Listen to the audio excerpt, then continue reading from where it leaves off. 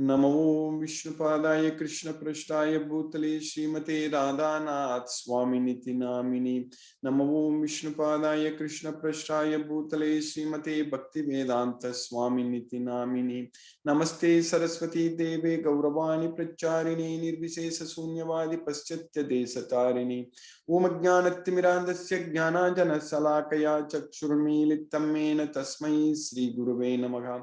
Sri Chaitanya Manobhishtam Stapitamena Bhutale Swayam Rupa Kadamahyam Dadati Swapadantikam Vandeham Sri Guru Shri Utapada Kamalam Sri Gurun Vaishnavamscham Sri Rupam Sagrajatam Sakagana Raghunadhanvitam Tam Sajeevam Sadvaidam Savadutam Parijana Sahitam Krishna Chaitanya Devam Sri Radha Krishna Padan Sakagana Lalita Sri Visakanvitamscha He Krishna Karuna Sindhu Dina Bandhu Jagatpade Gopesha Gopika Kanta Radha Kanta Namo Sute Tapta Kanchana Gaurangi Radhe Vrindavaneshwari Vrishabhanu Sute Devi Pranamami Haripriye Vancha Kalpatarabhyascha Kripa Sindhubhyaye Vachapatitanam Pavanebhyo Vaishnavebhyo Namo Namaha Sri Krishna Chaitanya Prabhu Nityananda Sri Advaita Gadadhara Shiva Sadi Gaura Bhakta Vrinda Hare Krishna Krishna Krishna Hare Hare Hare Rama Rama Rama Hare Hare Isvara Parama Krishna Satchidananda Vigraham Anadi Radhir Govinda Sarvakarana Karanam. So we are successfully studying Bhagavad Gita every week, and we finished 8 chapters in Bhagavad Gita now. So totally which has got 18 chapters.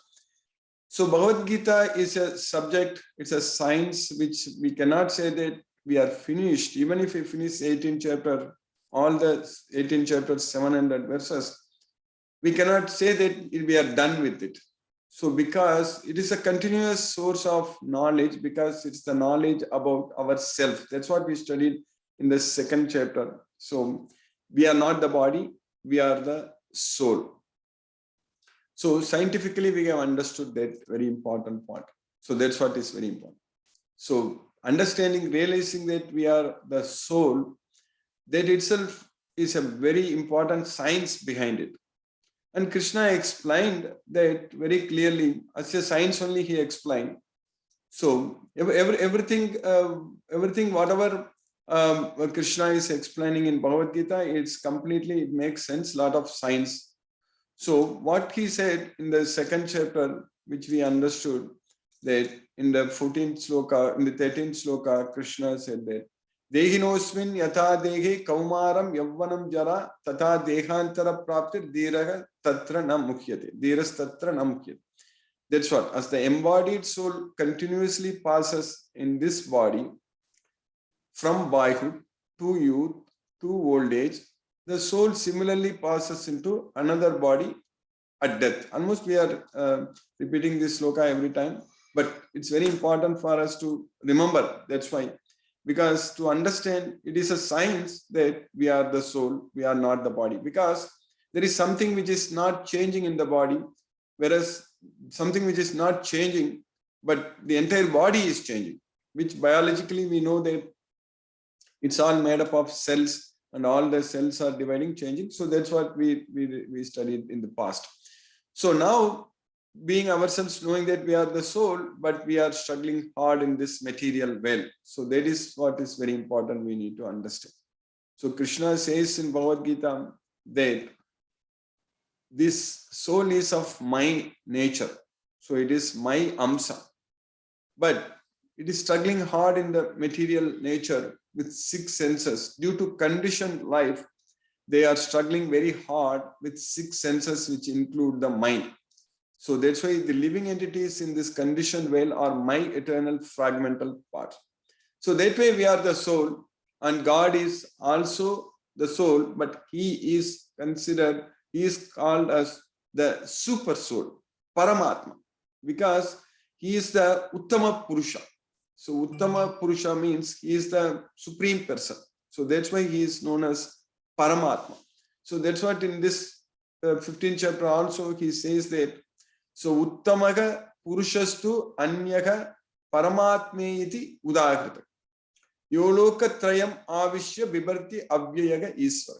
So besides these two, there is a greatest living personality, the Supreme Soul.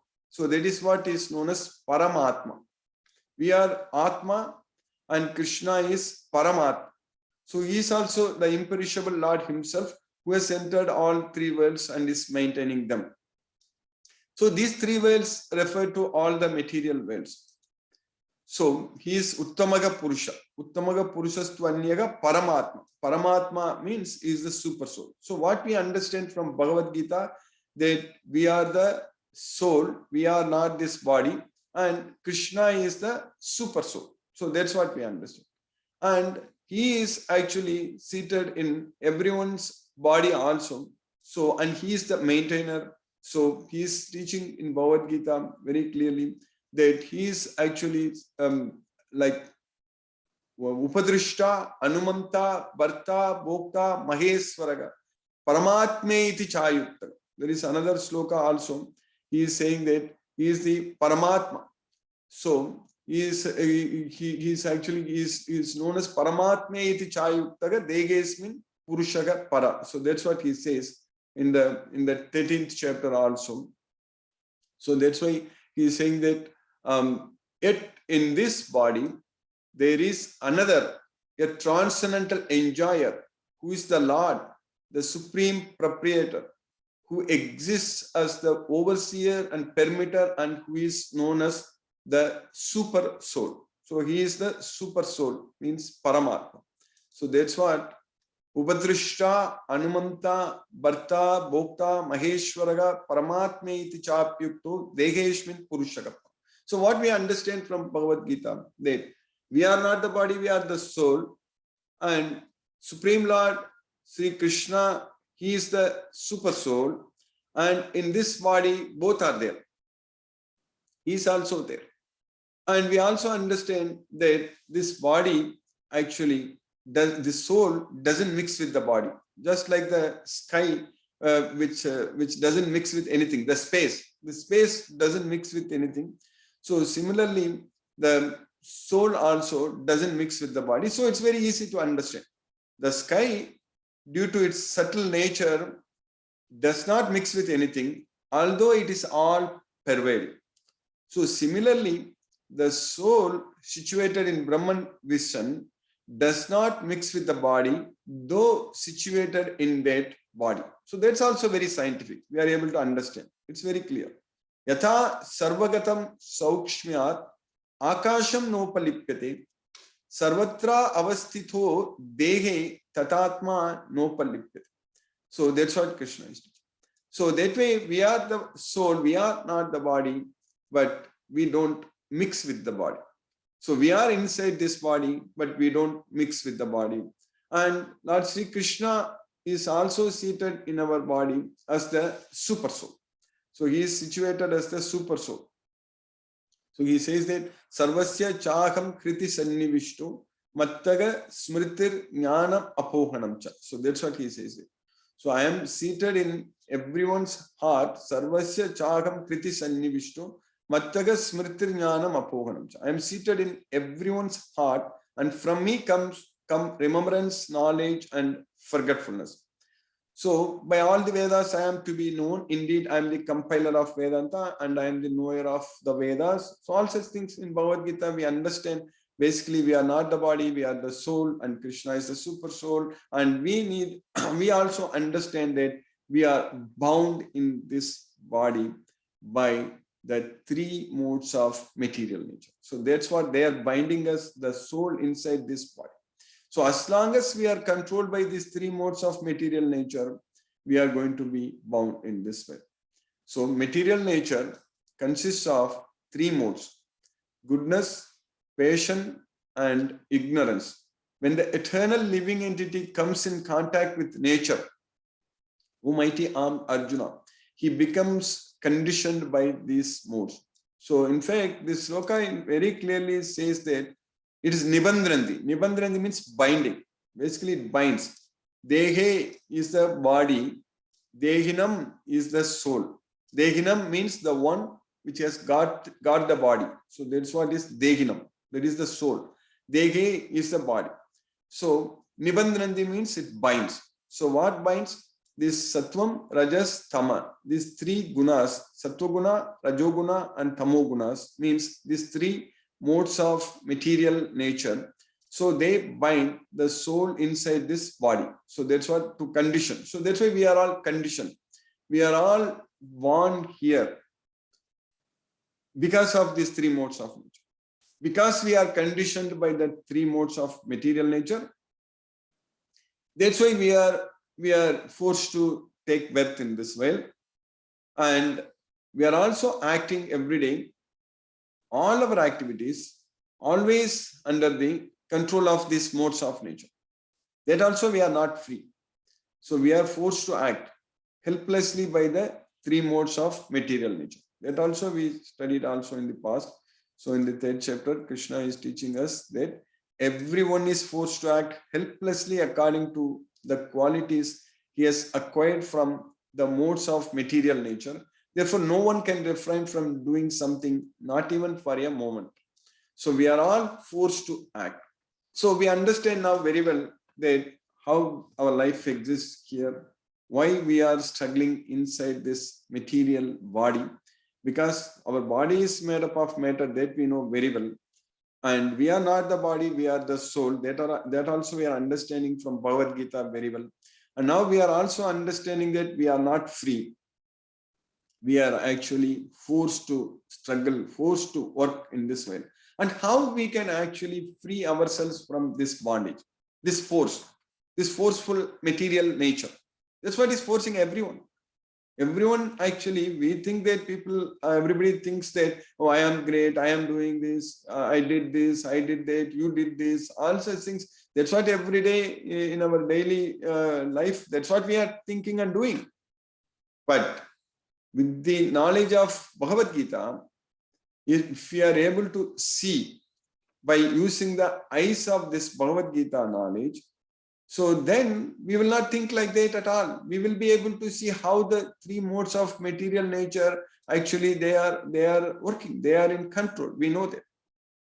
So the foolish cannot understand how a living entity can quit his body, nor can they understand what sort of body he enjoys under the spell of the modes of nature. But one whose eyes are trained in knowledge can see all this. So if you have the knowledge, this Bhagavad Gita knowledge, so that's what is the training. Any job which needs special skills, so they always give training. And once we are trained, then we can do their job very well. So in general, even in this material world also, when we study, get degrees, and when we apply for a job, so the first thing you go there and get trained. So even when we apply for some jobs, they also look for whether we have enough experience or background knowledge, all such things are needed. So like that, here, if we are able to train ourselves with this Bhagavad Gita knowledge, so that means if we are able to see this well through the eyes of this Bhagavad Gita, so that's what is known as Jnana Chakshusha. So that is known as Jnana Chakshusha, means the eyes of knowledge. Those who have the eyes of knowledge can see that how the three modes of material nature are actually acting on us.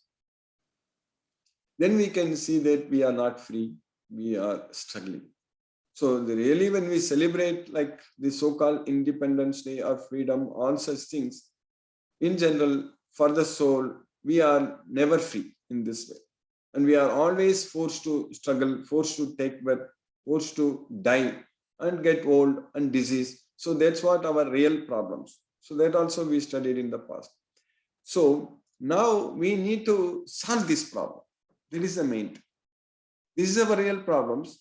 And unfortunately, this is happening life after life. We are forced to accept material bodies life after life.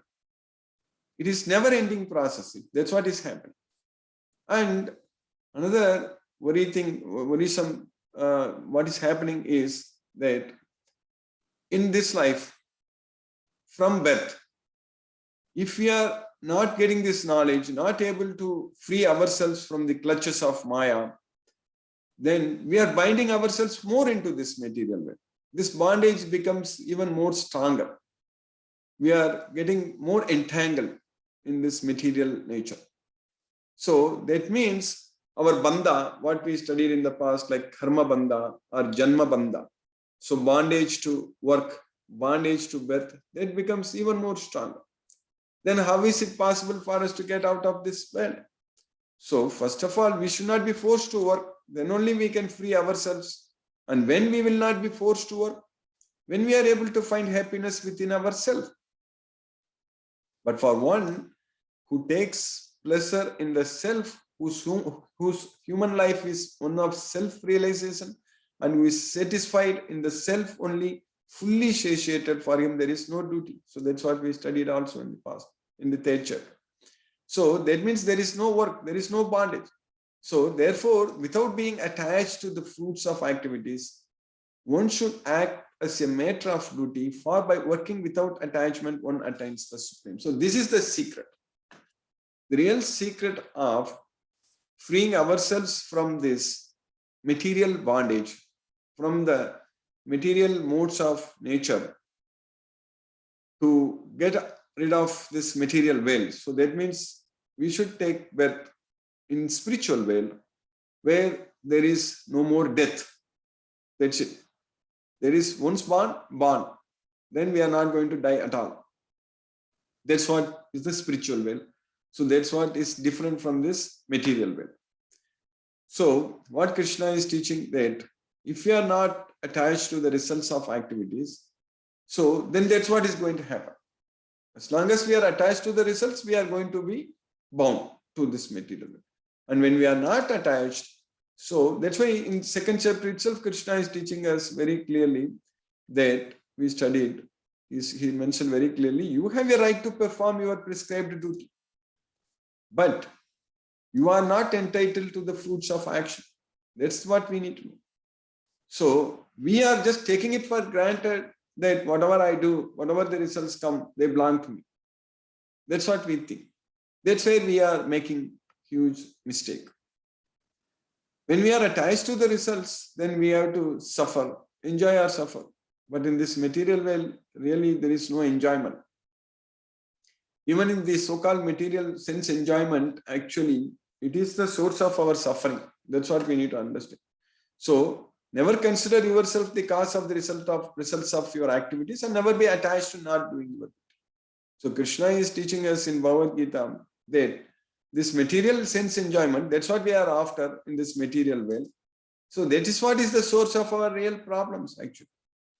So what he says, that Krishna is teaching very clearly in Bhagavad Gita that an intelligent person does not take part in the sources of misery, which are due to contact with the material senses. O son of Kunti, such pleasures have a beginning and an end, and so the wise man does not delight in them. Yegi samsparsaja bhoga dukkayonaya evate. So samsparsaja means which is born from material sense contacts. So that's what material sense gratification. That bhoga, that enjoyment. So that bhoga, that enjoyment is actually dukkha yonaya. Yonaya means the source of birth. So it is the dukkha, source of distress. Basically dukkha yonaya evate. It has got beginning and end. This material sense enjoyment has got beginning and end. For example, if you are eating a very delicious food, it's only we can enjoy at the time of eating, it is the beginning and end. But the problem is that if we are not able to regulate eating, then it leads to all kinds of health issues, problems. Today, these problems are, especially obesity, is a major problem. If everyone is able to regulate what they are eating, then there is no problem of obesity. This obesity itself brings a lot of health issues. If we are able to regulate the food what we are eating, that is how much to eat and what not to eat, everything if we are able to regulate, that is what is known as yukta. We already studied about yukta. So then there is no problem. So then there is no blood pressure problems. If blood pressure problem is not there, then we don't have to worry about heart issues or stroke or this or even other problems. It affects the kidney function and eyes, a lot of things, the problems. And another problem, major problem is the diabetes. So diabetes is also, the sugar also, we cannot control if our weight is out of control. So that way, we are understanding from Bhagavad Gita that this yukta is very, very important. So this kind of material sense enjoyment, it has got beginning and end, but it leads to distress. Dukkha yoniya yevat. And an intelligent person does not delight in them. So that's what nateshu ramate. Okay, now what is our real goal of life? What should be our real goal of our life? So then we studied in the 6th chapter about the Dhyana Yoga, how to control our mind. So that's what is very important, because that's where the yukta comes. The word yukta means regulating everything. So regulating the food what we eat, regulating our sleep, all such things are very important. So if you don't regulate, then it's a problem. So he who is regulated in his habits of eating, sleeping, recreation, and work can mitigate all material pains by practicing the yoga system.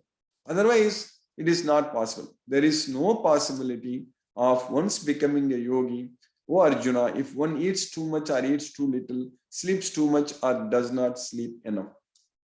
So that way, if we have this Bhagavad Gita knowledge, if we are able to follow this Bhagavad Gita knowledge, so then we will be able to control our mind. We will be able to regulate our activities, and everything, our life will be very, very peaceful, blissful, purposeful, meaningful, everything.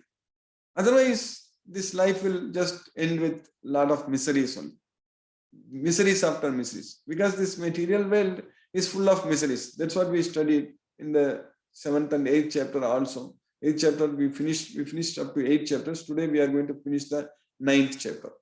So in the 7th chapter, we studied about the knowledge of the absolute. So Krishna taught us. And then in the 8th chapter, Arjuna asked questions. What is Brahman? Kim Tat Brahma? What is Adhyatma? What is Adibhuta? Kim Tat Brahma? What is Karma? Kim Karma? Kim Karma? Kim Adhyatma? Everything we studied. Then Adi Yajna, lot of things. But one important thing what we studied, that it all depends upon our mind at the time of death. So what body we are going to get next. So that is completely depending upon our mind, what we remember. That's what is very important. So yam yam vapi smaran bhavam tyajatyante kalevaram tam tam eviti kaunteya sadatat bhava bhavita.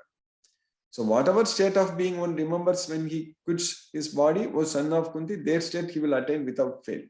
So that's what we are going to. So if you remember Krishna at the time of death, we'll go to Krishna. So at the end of life, end of his life, quits his body, remembering me alone, at once attains my nature. Of this, there is no doubt. So that way, we understood that, like at the time of death, we should actually, one who at the time of death fixes his life here between the eyebrows, and by the strength of yoga, with an undeviating mind, engages himself in remembering the Supreme Lord in full devotion, will certainly attain to the Supreme Personality of Godhead. So this is what matters for us. As an individual, we have to focus on our destiny. That's what is very important. Because this is, in this material world, everything else is temporary. All are temporary. It all looks like permanent, but it is not. If you look at the time scale in billions of years, our lifetime here is nothing. It is just like that. It just goes just like that.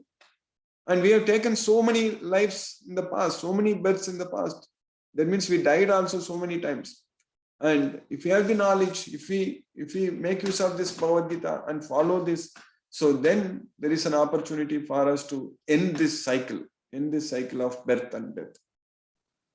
So now in the 9th chapter, we are continuing. So here we studied in the 8th chapter all such things. And Krishna said that very clearly, that if you come to my place, you will not come back again to this material world. So that's what he says. After attaining me, the great souls who are yogis in devotion never return to this temporary world, which is full of miseries, because they have attained the highest perfection. So this material world is full of miseries, so we will never come back here. So now the 9th chapter is titled as the most confidential knowledge. That's what we are going to study today. So there is Guhyam. Guhyam means most confidential. It is known as Raja Guhyam. So Raja Vidya, Raja Guhyam. And Krishna is telling Arjuna that I'm giving you this knowledge because you are not envious of me.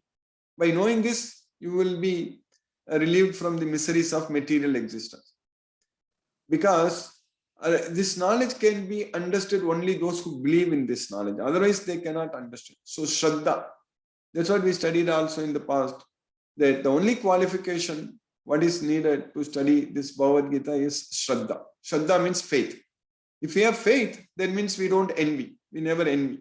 And why enviousness comes? People don't accept God. They don't accept God because they don't want somebody who is above him. That's a problem. We ourselves want to be God. That is not going to happen. At no point of time that's going to happen. We think that we control everything. We think that we have all freedom. But really no one is free. That's what we need to understand.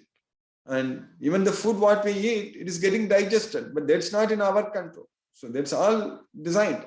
So that way we simply cannot think that I am great, I am the doer. That is known as ahankara. So that is known as, that's what Krishna is teaching us, that ahankara vimudatma kartaham iti manyate. A foolish person, due to ahankara, he thinks that I am the doer, I am doing everything. But here Krishna is telling him that since you are not envious of me, since you believe in me, since you are listening to me, I am giving you this knowledge. I shall impart to you this most confidential knowledge. And what kind of knowledge it is? This knowledge is the king of education, Raja Vidya, the most secret of all secrets, Raja Guhyam, that means king of secrets. Raja means king. And Pavitram, the purest knowledge. And because it gives direct perception of the self by realization, it is the perfection of religion. It is everlasting and it is joyfully performed. So, Susukam Kartum Avyayam. So that's what Krishna is teaching. And another important point, what he brings here, Krishna is teaching here, that if anyone who is not faithful in this knowledge, basically those who are not faithful in this dharmyam means in this knowledge, Bhagavad Gita. That's what here it is like devotional service. So cannot attain me. So aprapya mam.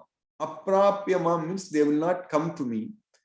And they return to the path of birth and death in this material world. Mrityu samsara vartman. So they will come to. Mrityu means it's death. In this material world, death is certain. Whereas Krishna's world is amirtyu. Amirtyu, amirtam. Amirtam means no death. So that's what we need to get it. So that's what he says, that ashraddadana purushagam dharmasyasya parantapa aprapya mam nivartante mrityu samsara vartmani. So that means, and if you just put it in a reverse way, like shraddadana purushagam dharmasyasya parantapa. Here ashraddha. Ashraddha means no faith, faithless. Shraddha means faith. So shraddadanaga purusha dharmasyasya parantapa means if a person has faith on this dharma, then prapya, he will come to Krishna. Yam prapya na nivartante. He says that we already studied in the 8th chapter, yam prapya na nivartante. Here nivartante means you will come back. Whereas na nivartante, yam here aprapya mam nivartante means without achieving me, they will come back here. That's what aprapya mam nivartante. Whereas in the 8th chapter, we studied that Krishna is saying that it is yam prapya na nivartante. So after achieving me, so then they will not come back to here. So that's what he says there. So yam prapya na nivartante taddama paramam mama. So that's what Krishna is teaching. So one never returns. So that's what he says here. Yam prapya na nivartante. So if you go to Krishna's well, yam prapya means if you achieve that, then na nivartante, we will not come back. Because that is Krishna's supreme abode. Taddama paramam mama. Whereas if we don't believe in this knowledge, if we have no faith or if we don't believe in this knowledge, then we keep coming back to this material well. That's what is going to happen. So we just keep coming back. So that's why aprapya mam nivartante mrityu samsara vartmani. So aprapya mam nivartante mrityu samsara vartmani. So then Krishna is saying something very important here. So that's what the opulence, also we will understand the question, especially in the 10th chapter we study, we will understand. So Krishna is teaching there that in my unmanifested form, this entire universe is pervaded. So we need to understand that he has got both form and formless, so unmanifested. So this entire universe he has conscious, he has got his universal body. So Krishna is conscious of this entire universe, what's happening everywhere, he is conscious of that. That's what we need to know. Like in our body, if anything happens in anywhere, some pain or something, we understand. So like that, this entire universe is Krishna is pervading this entire universe. So that is what is known as his impersonal form. So that is unmanifested form. So that's why some religions, they worship God without any form. So that's also a part of Bhagavad Gita. We understand. In fact, everything, all faiths, all religions, everything is actually included in Bhagavad Gita. So here Krishna is teaching that, but yet everything that is created does not rest in me. So because he is standing in front of Arjuna and he is telling Arjuna that I pervade this entire universe and everything is in me. But you see, I am just standing in front of you alone. So Krishna is also there in his spiritual world. So that is also there. And Krishna was also standing in front of Arjuna. So that way he has got both personal and impersonal feature. So behold my mystic opulence. So that's why behold my mystic opulence. That is the word opulence comes here. So that is, although I am the maintainer of all living entities, and although I am everywhere, I am not a part of this cosmic manifestation. For myself is the very source of creation. So that's what he says. So what he is giving a very nice example here, analogy here. Like that, Yathakasho Sito Nityam Vayu Sarvatra Gomaha. Vayu means the mighty wind, which is Sarvatra Gomaha. It's blowing everywhere, which is always staying in the sky. Rests in the sky. Yathakasho Sito Nityam. So similarly, all created beings, they rest in me. That's what Krishna is teaching. So, but here what we are understanding that at the end of millennium, all material manifestations enter into my nature, and at the beginning of another millennium, by my potency, I create them again. This is what we studied in the 8th chapter. We studied, if we remember last week, we studied like 1,000 ages of this earth, like yugas, which is 4.32 billion years. So that's what is Brahma's one day, 12 hours of Brahma. Then everything gets annihilated. Then again, when Brahma's day starts, after another 4.32 billion years, everything gets created. So that's what Krishna is teaching here, that at the end of millennium means at the end of one kalpa. So that millennium means one kalpa. For Brahma's one day, 12 hours is known as one kalpa. So everything enters into Krishna's nature. And then again, at the beginning of next kalpa, so that means next morning for Brahma, everything is created again. So that way Krishna is teaching that the whole cosmic order is under me. Under my will, it is automatically manifested again and again. And under my will, it is annihilated at the end. So that's what we are understanding. So that way, everything is under the control of Krishna. And he says that all this work does not bind me, cannot bind me. Because Krishna is never attached to anything. So he is seated as neutral. So udasina vadasino. So that's what he is also expecting us. If we are also seated as neutral, everything in this world, in our daily activities, whatever we do, if you are not affected by the results, if you do everything for the satisfaction of the Lord, so in connection with God, so that way, if we are not affected by the results of our activities, so that means nothing is going to bind us. That means we are freed. So that is the way to get liberation from this material bondage. And he says very clearly that this material nature, which is one of my energies, is working under my direction. So producing both moving and non-moving things. So under its rule, this manifestation is created and annihilated again and again. Maya dekshena prakriti suyate sat characharam. So people say that there is no God. People means demons. That's what in the 16th chapter we are going to study, the demoniac, both divine and demoniac nature. So they say that asatyam apratishtamti jagat daguga aniswaram. So there is no God in this world, and this world is just born on its own. So it's created. That's what our modern science also, we say that everything is by chance. That is not correct. This is not by chance, by the chance, the probability of world like earth, which is wonderful, all such things, seasons, everything is happening in this world.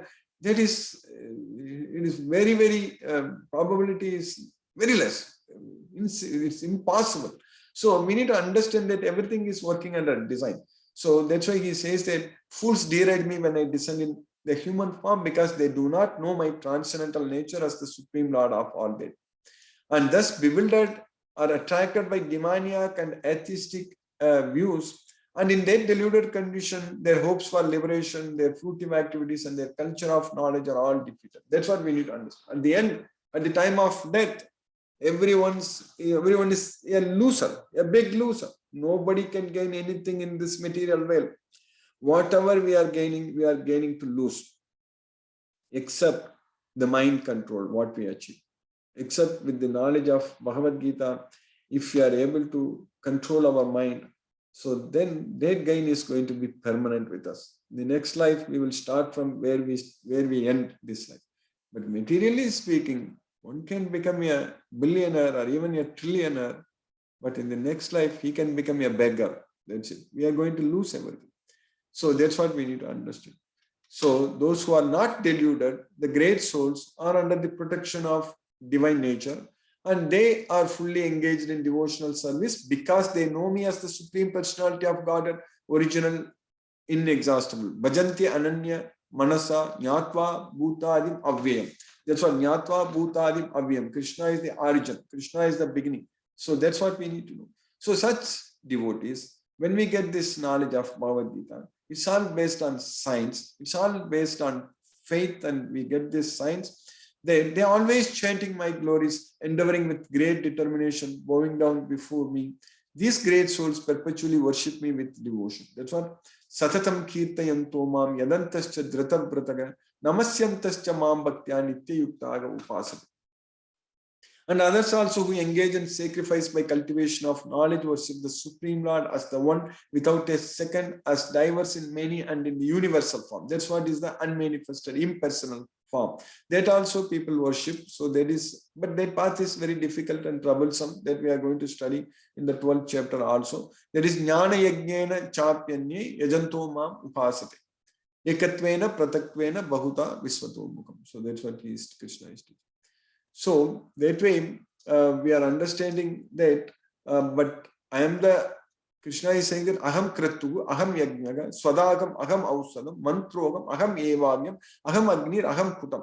So he is the ritual sacrifice, offering to ancestors, the healing herb, the transcendental chant, and the butter and the fire and the offering. These are all the way yajna is performed. So that's why Krishna is bringing all these words, because the sacrificial fire, so yajna is performed. So Krishna is saying that I am everything.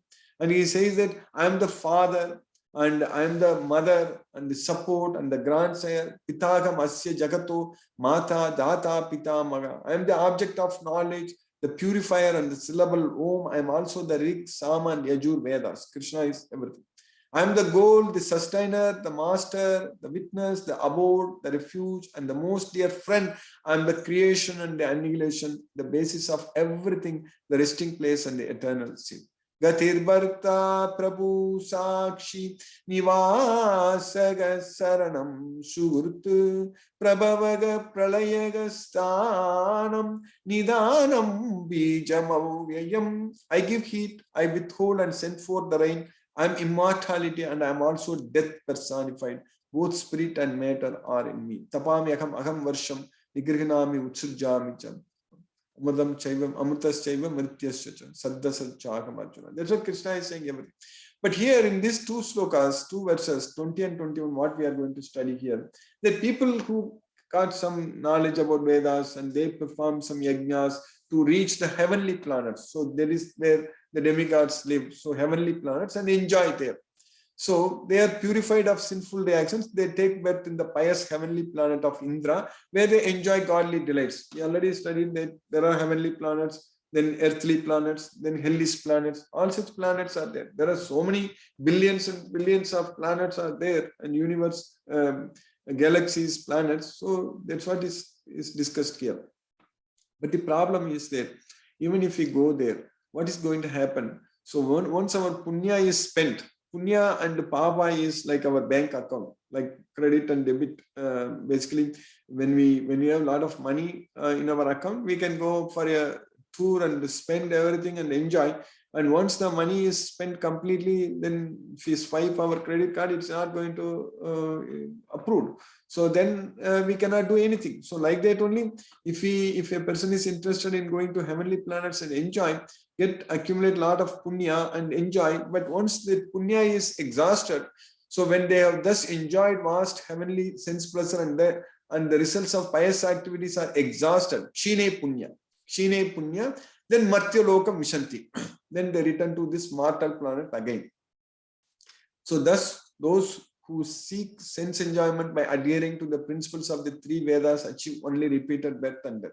At this point of time, for us, we really don't have to worry about what is said in the Vedas and all such things. This Bhagavad Gita is the essence of everything. That's what we need to understand.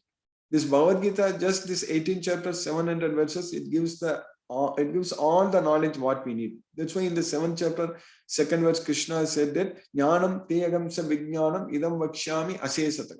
So I'm giving you both knowledge, theoretical and practical knowledge, fully, completely. After knowing this, there is nothing else is there for you to know. Yajnatva nega bhuyo anyadu jnatavyam avasisyate. So that way, even if you go to heavenly planets, will come back. But those who always worship me with exclusive devotion, meditating on my transcendental form, to them I carry what they lack and I preserve what they have. That's why Ananyas chintayanto mam ye janaga paripasate tesam nityapi yuktanam yogakshema mahamiya. So if you get this knowledge of Bhagavad Gita, if you understand that we are the soul, we are not the body, and Krishna is the super soul, and if we understand our connection with the Supreme Lord, who is our constant companion, he is always with us. In the previous body he was with us, now he is with us, and the next body also he is going to be with us. That's what in the 4th chapter he says to Arjuna, that both you and me have taken many births in the past. I remember all of them, but you don't know anything. Bahuni me vyatitani janmani tavacha Arjuna, tani agam veda sarvani natvam eta parantam. We don't know about our previous lives, but Krishna knows. He is with us because he is the witness. So, Upadrishta Anumanta, Upadrishta, he is the overseer. So he knows everything. So that way, if we just focus our mind on him, so then he is going to take care. And this is definitely every one of us can feel in our life. Once we are connected with this Bhagavad Gita, with this knowledge of Bhagavad Gita, we can accomplish whatever we want. Anything. As a student, we can get excellent grades. Our studies will go very nice. And even if we are working, we can perform our job excellent. And because the important point is that, like in the battle for Arjuna, who was riding the chariot? Krishna. So he says that I am the Supreme Lord, but he was driving Arjuna's chariot. So like that, Krishna will do a lot of our tasks actually. We will be able to see how nicely things are getting accomplished. That's definitely we will be able to experience. I myself have experienced from the beginning when I started this Bhagavad Gita, both in my master's and PhD and even in my job and everything. So it's all will go very nice. So that way, that's what he says, that Yogakshema Mahamyo. Only thing what we need to do is that we need to always think of him. That's why Ananyas Chintayantoma. Without any deviation, all the time we need to think about him. And another thing also here Krishna is teaching here, those who are devotees of other gods and who worship them with faith, they actually worship only me. But they do so in a wrong way. So, Epi Anya Devata Bhaktaha, Yajante Shraddhayan Vitaga, Tepi Mameva Kaunteya, Yajanti Avidi Purva. Because in the 7th chapter we studied that even if you worship other gods, everything ultimately is coming from Krishna only. So he is the source of everything. We already studied. And even in the 7th chapter, Krishna said that Mattaga Parataram na anyate kinchit asti dhananjaya. There is no other truth which is superior than me. So that way, if we can directly, if we understand this Bhagavad Gita, if we know that Krishna is the Supreme Lord, based on the science of Bhagavad Gita, that we are the soul and Krishna is the super soul, so we can directly worship him. So that way he says that I am the only enjoyer and master of all sacrifices. Therefore, those who do not recognize my true transcendental nature fall down. But whereas those who understand Krishna, about Krishna, then they will, he says that in the 4th chapter we studied, Janma karma cha me divyam evam yo veti tattvadaga tyaktva deham punarjanma nayeti mameti sovat. So if anyone understands the transcendental nature of my appearance and activities, after death, they will not come back here because they will come to me. So those who worship the demigods will take birth among the demigods. Those who worship the ancestors go to the ancestors. Those who worship ghost and spirit will take birth among such beings, and those who worship me will live with me. So that's why it's very important that getting this knowledge of Bhagavad Gita and realizing, understanding everything and following the principles of Bhagavad Gita, that's what will make our life very, very peaceful and blissful. So if one offers me with love and devotion a leaf, flower, fruit or water, I will accept it. That's what he is asking. So just love and devotion. What God wants, expects from us only love and devotion, because he loves us so much. He doesn't want us to struggle and suffer in this material world. The only way we can get out of this material world is actually to forget about everything in this material world and remember him at the time of death. So that is going to be possible only with love and devotion. Here we cannot make any business dealings. Here nothing. Here it's only unconditional, unalloyed love. That's what is going to help us to free ourselves from this material body. So how we can prove, how we can show that we love Krishna? So that's why in the next sloka he says that Yat karosi, yat dasnasi, yat jugosi tadasi yat tapasyasi kaunteya tat kurusva madarpanam. Whatever you do, whatever you eat, whatever you offer or give away, and whatever austerities you perform, do that, O son of Kunti, as an offering to me. So we have to do everything as an offering unto Krishna. So that means we have to connect ourselves with Krishna all the time, because as I just said earlier, he is our constant companion. He never departs from us. We can never say bye to Krishna.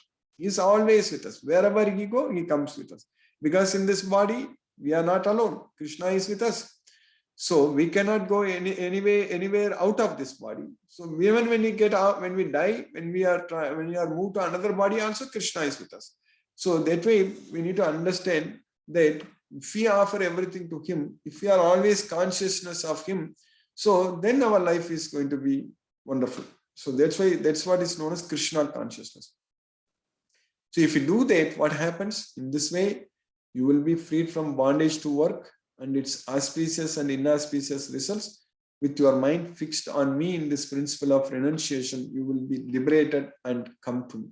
Subha Ashubha Palair Evam Mokshashe Karma Bandhanagi Sannyasi Yoga Yuktatma Vimukto Mam Upaisisi. That's what is very important. Vimukto Mam Upaisisi. Vimukto means liberated. Mam Upaisisi means you will come to me. So that's what we need to go to Krishna. That's what is very important. So there is no point in coming back to this material world again and again. So Vimukto Mam Upaisisi. So that's what he is teaching. So then Krishna is teaching that I envy no one, nor am I partial to anyone. I am equal to all. Samogam sarva bhuteshu name dvesho asti na priya. But whoever renders service unto me in devotion is a friend, is in me, and I am also a friend to him. That's what he is teaching. So, ye bhajanti tu ma bhaktya mayite tesu chapya. And these two slokas are very important. In the 30th sloka, Krishna is teaching that even if one commits the most abominable action, apichet suduracharo, but if he is engaged in devotional service, bhajante mam ananya bhav, he is to be considered saintly, sadhur evasa mantavyaha, because he is properly situated in his determination, samyak vyavasito visaga. So that's what, even if one commits the most abominable action, if he is engaged in devotional service, he is to be considered saintly because he is properly situated in his determination. Why Krishna is saying like this? If we are engaged in Krishna's service with the knowledge of Bhagavad Gita, that means we are not going to keep committing such abominable activities. He quickly becomes righteous and attains lasting peace. Shipram bhavati dharmatma sasvachantim nigachati. O son of Kunti, declare it boldly that my devotee never perishes.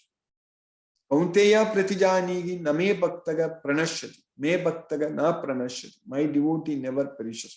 So that way, connecting ourselves with God based on this Bhagavad Gita knowledge, we will develop that intimate relationship with him. So then our mind is always focusing on Krishna, doing everything with that knowledge. Then automatically our mind control will come, sense control will come. So then we will not be going after material sense objects. That means we won't be committing any more sins. So that means no more abominable actions. So that's what is going to happen. This Bhagavad Gita knowledge will fix all our problems actually. So that's why Krishna is teaching here like this. So he says that, O son of Pritha, those who take shelter in me, though they be of lower birth, women, Vaishyas, and Sudras can attain the supreme destination.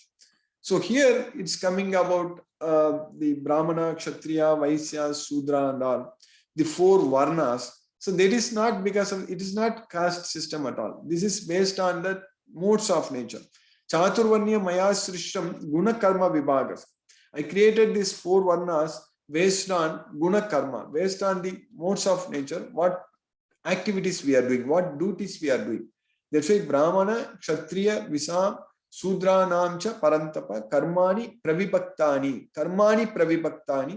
Swabhava Prabhavait Gunagi. So this is based on what Karmani, what job we are doing, what activities we are doing. That's why one is called as a Brahmana, Vaisya, Sudra, or Kshatriya. And this is disk profiling. I mentioned about this earlier also. This is a science. Even all the big industries, they use this disk profiling to profile their employees, like dominance, influence, steadiness, and compliance. Disk profiling, D-I-S-C. So that's what is dominance is Kshatriya, influence is Vaisya, steadiness is Brahmana, and compliance is Sudra. So that's what here Krishna is teaching. And why he is separating woman from here? Because when Krishna was giving this knowledge of Bhagavad Gita at that point of time, only in a household, only men were going to work, and women, they also had a very important duty of taking care of their children. So at least one should be at home. Even now, at least either father or mother should take care of the children. Only one should go to work. But unfortunately, in these days, everybody has to work to maintain the family. That is the way. But the problem is that the children are not getting enough attention. So that's not good. So that's why here Krishna is saying that anyone who worships Krishna will go to him. So how much more is this so of the righteous Brahmanas, the devotees, and the saintly kings? So the devotees, that's what is very important.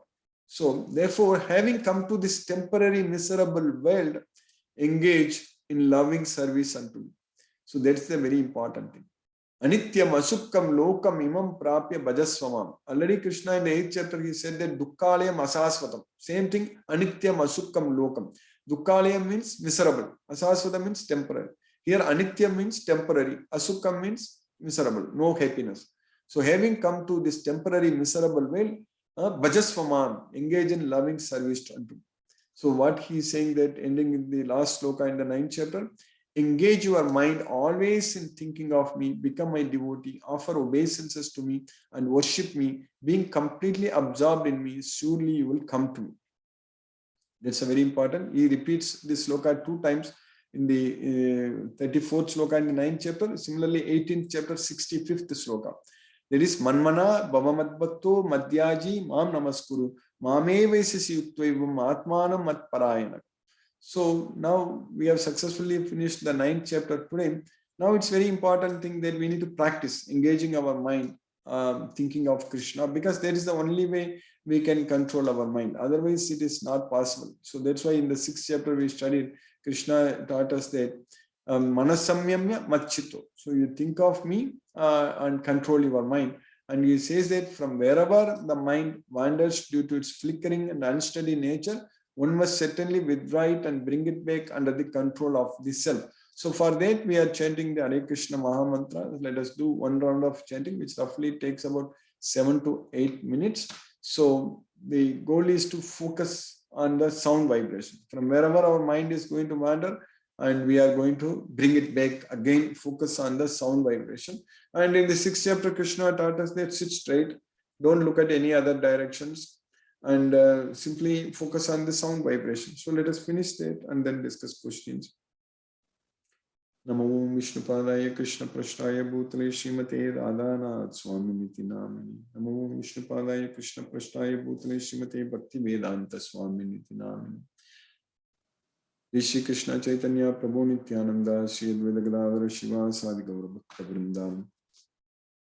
Hare Krishna Krishna Krishna Hare Hare Rama Rama Rama Hare Hare Krishna Krishna Krishna Hare Hare Rama Rama Hare Hare Krishna Krishna Krishna Hare Hare Rama Rama Hare Hare Krishna Krishna Krishna Hare Hare Rama Rama Hare Hare Krishna Krishna Hare Hare Rama Rama Hare Hare Krishna Krishna Hare Hare Rama Rama Hare Hare Krishna Krishna Hare Hare Rama Rama Hare Hare Krishna Krishna Hare Hare Rama Rama Hare Hare Krishna Krishna Krishna Hare Hare Rama Rama Hare Hare Krishna Krishna Hare Hare Rama Rama Hare Hare Krishna Krishna Hare Hare Rama Rama Hare Hare Krishna Krishna Hare Hare Rama Rama Hare Hare Krishna Krishna Hare Hare Rama Rama Hare Hare Krishna Krishna Hare Hare Rama Rama Hare Hare Hare Krishna Krishna Hare Hare Rama Rama Hare Hare Krishna Krishna Hare Hare Rama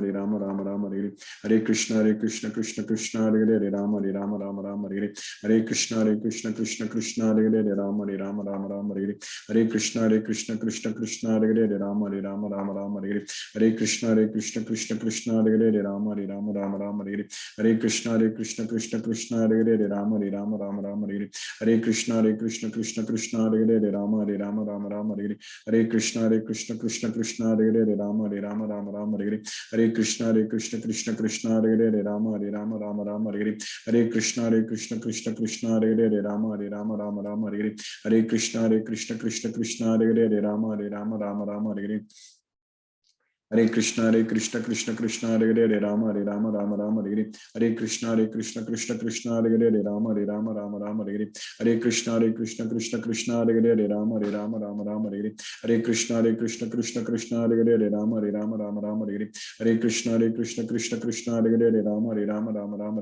Hare Krishna Krishna Hare Hare Rama Rama Hare Hare Krishna Krishna Hare Hare Rama Rama Hare Hare Krishna Krishna Hare Hare Rama Rama Hare Hare Krishna Krishna Hare Hare Rama Rama Hare Hare Krishna Krishna Hare Hare Rama Rama Hare Hare Krishna Krishna Hare Hare Rama Rama Hare Hare Hare Krishna Krishna Hare Hare Rama Rama Hare Hare Krishna Krishna Hare Hare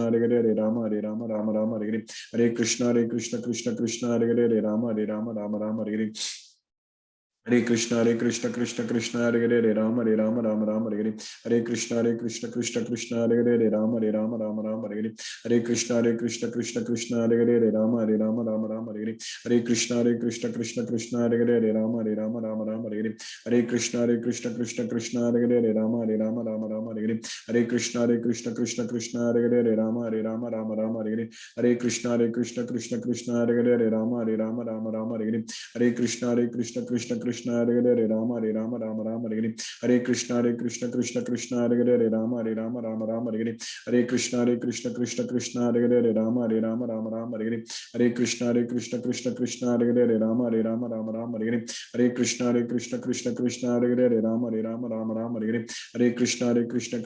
Hare Hare Rama Rama Hare Hare Krishna Krishna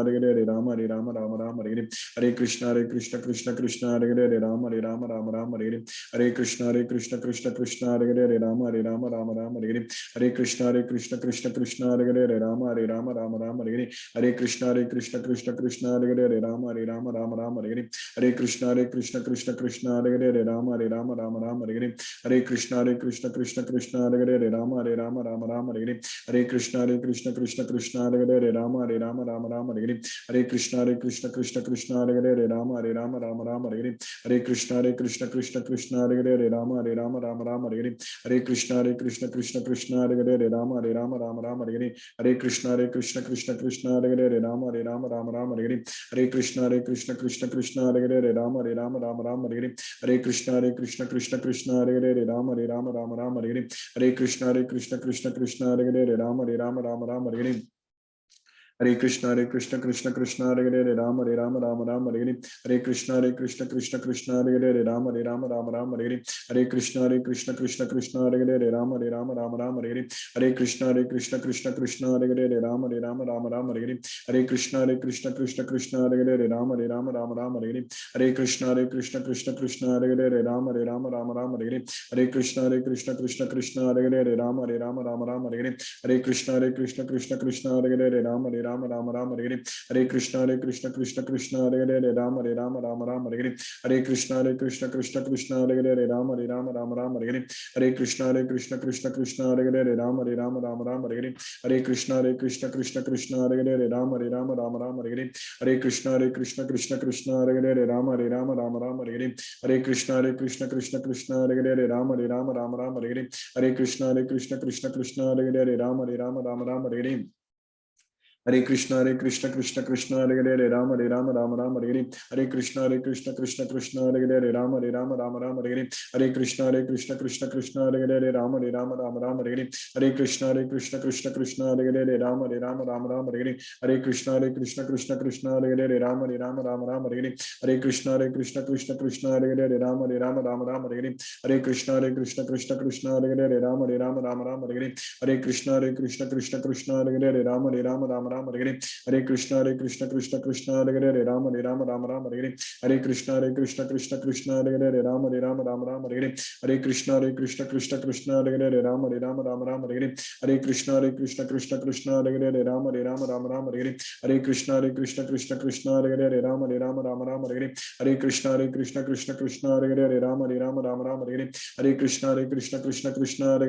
Krishna, Hare Hare, Rama, Rama, Hare Hare. Hare Krishna, Krishna, Hare Hare, Rama, Rama, Hare Hare. Hare Krishna, Krishna, Hare Hare, Rama, Rama, Hare Hare. Hare Krishna, Krishna, Hare Hare, Rama, Rama, Hare Hare. Hare Krishna, Krishna, Hare Hare, Rama, Rama, Hare Hare. Hare Krishna, Krishna, Hare Hare, Rama, Rama, Hare Hare. Hare Krishna, Krishna, Hare Hare, Rama, Rama, Hare Hare. Hare Krishna, Krishna, Hare Hare, Rama, Rama, Hare Hare. Hare Krishna, Krishna, Hare Hare, Rama, Rama, Hare Hare. Hare Krishna, Krishna, Hare Hare, Rama, Rama, Hare Hare. Hare Krishna, Krishna, Hare Hare, Rama, Rama, Hare Hare. Hare Krishna, Krishna, Hare Hare, Rama, Rama, Hare Hare. Hare Krishna, Krishna, Hare Hare, Rama, Rama, Hare Hare. Hare Krishna, Krishna, Hare Hare, Rama, Rama, Hare Hare.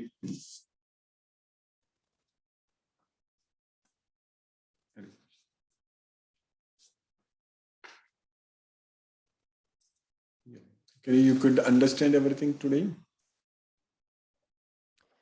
I have a question that I've kind of asked in the past, but I've been trying to find more information on it, and a lot of the things touched on in the 9th book today bring it back up again. So there are different religious duties of different types of people, but I've not ever found a good outlaying of what they are for each group. Is that something that I know? Let's see, what chapter was it? I think 6. 6 touched on it, but I'm assuming that's for the group that Arjuna is part of. Where are the duties of all the other groups listed? Because they don't seem to, at least so far. I think you are talking about the Brahmana, Kshatriya, Vaishya, Sudra, correct? These 4 varnas. Correct. Yes. So that we are going to study at length in the 18th chapter. Okay. So I will just quickly show it to you what is going to come, but we are going to, it's based on the, let me share it again, based on the our guna karma. That's what we studied about the modes of nature. Based on what mode of nature it's going to act. So in the 18th chapter, he says that it is Brahmana, he is touching about the action. So there he says that here, the 41, sloka number 41, Brahmanas, Kshatriyas, Vaishyas and Sudras are distinguished by the qualities born of their own natures in accordance with the material modes. So that's what this sloka I quoted, that Brahmana, Kshatriya, Visham, Sudranam cha parantapa, karmani, pravibhaktani, Swabhava Prabhavait Gunagi. Swabhava means, we already studied about it. I mentioned in the 5th chapter when we studied Swabhava, because na kartritvam, na karmani lokasya srajati prabhu, na karma pala samyogam swabhavastu pravartati. So we don't create any duty, any activity, we don't perform anything, and we are not even making anyone to act also. We are not the cause for the results of the activities. Everything is done by the swabhava. So that's why this swabhava is their own nature. Basically, it is the swabhava is born of the modes of nature. It is born of the modes of nature. That's what is the swabhava. So now your question is that what kind of duties they do. So here, peacefulness, self-control, austerity, purity, tolerance, honesty, knowledge, wisdom, and religiousness. These are the natural qualities by which the Brahmanas work. So the Brahmanas work with these kind of qualities. Whereas heroism, power, determination, resourcefulness, courage in battle, generosity, and leadership are the natural qualities of work for the Kshatriyas. So based on this Swabhava, so these things will come. So the leadership skills, all such things. So that is what is called Kshatriya. And then farming, cow protection, and business are the natural work for the Vaishyas. And that is the business what they do, Vaishyas. And for the Sudras, there are labor and service to others. That's what is called Sudra. So by following his qualities of work, every man can become perfect. Now please hear from me how this can be done. So that's what is teaching here. So these are all the work, but we need, that's what I mentioned about the disc profiling. Dominance, basically that dominance is heroism, power, determination, resourcefulness, courage in battle. So all these things are dominance. And influence is basically business and farming, all those things, selling things, the marketing, correct? All such things, they are all Vaisyas, so influence. And then Brahmanas, steadiness. So that's what peaceful, self-control, austerity, all those things, Brahmanas. And then Sudras means compliance. So those who do all other work, complying things. So for Sudras, there are labor and service to others. So if you just Google that, you will get disc profiling, which you can understand. These are all the work. So what Krishna is saying, that every endeavor is covered by some fault, just as fire is covered by smoke. Therefore, one should not give up the work born of his nature. O son of Kunti, even such work is full of fault. So that is the main thing. But for us, with the knowledge of Bhagavad Gita, when we act based on this, so we will be, that means without attachment to the results, if you work, then that is fine. That is the main thing. So you understand for your question now, Kari, for this? Yes, thank you for directing me to where that information is, because I have been reading ahead a bit, but I haven't read that far. Yes, yeah, it's 18th chapter. That's correct. So yeah, it's everything. When we read, everything will make sense. We will understand. Alec, you also could understand everything. You have any questions today? Yes, I understood everything today, so I don't think I have any questions in particular. Okay, that's very nice. Very good. So maybe, Kerry, one thing I want to inform you that maybe let me give my contact number in the chat window. So I think next week, Karan will be going out of country for his vacation for almost a month, I believe.